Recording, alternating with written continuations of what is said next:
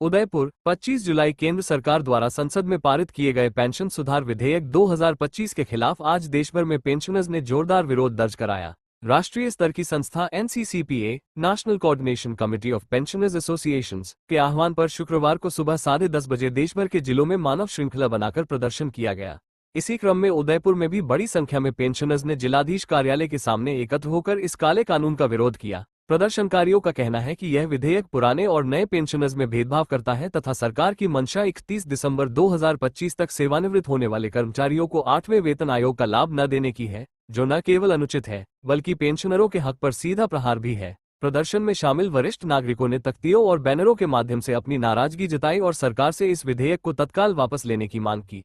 Pensioners ने साफ कहा कि अगर उनकी मांगें नहीं मानी गई तो आगे और उग्र आंदोलन किया जाएगा। इस प्रदर्शन में पेंशनर्स की विभिन्न एसोसिएशनों के सदस्य और असंबद्ध पेंशनर्स दोनों शामिल हुए। उन्होंने एक स्वर में कहा कि पेंशन हमारा अधिकार है, इसे छीनने नहीं देंगे। स्मॉल डायमंड प्रमुख मांगे पेंशन सुधार विधेयक 2025 को वापस लिया जाए, सभी पेंशनर्स को समान लाभ मिले, 31 दिसंबर 2025 तक सेवानिवृत्त होने वाले कर्मचारियों को भी 8वें वेतन आयोग का लाभ मिले।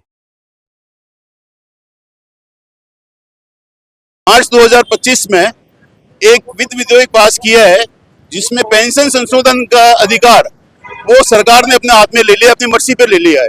उसके विरोध में उसमें इस विधेयक में क्लियर लिखा है कि सरकार उसको पेंशनर जो भी है उनका संशोधन सरकार के हाथ में है। अब ऐसी भेदभाव नीति अपनाना चाले है।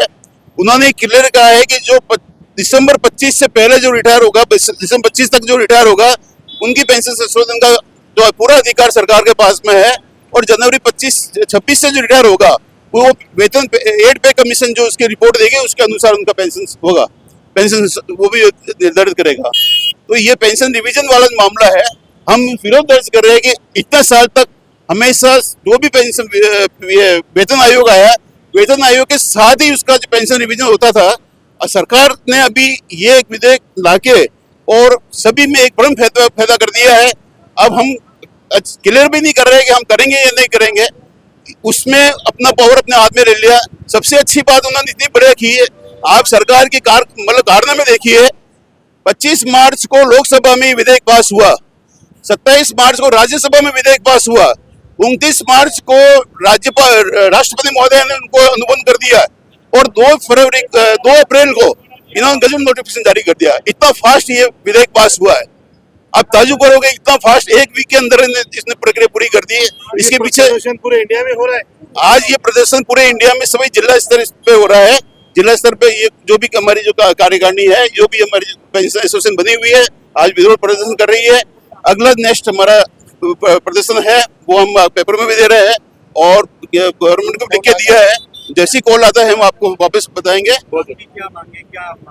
हमारी मांग ये है कि जो ये भेदभाव नीति, पुराने और नए पेंशनर भेदभाव नीति नहीं होनी चाहिए। जैसी पुराने और नए में पहले सुप्रीम कोर्ट के आदेश थे कि ये तिथि सबकी जो पेंशन तिथि, रिटायर होने की तिथि एक ही होनी चाहिए, उसमें कोई भेदभाव नहीं होनी चाहिए।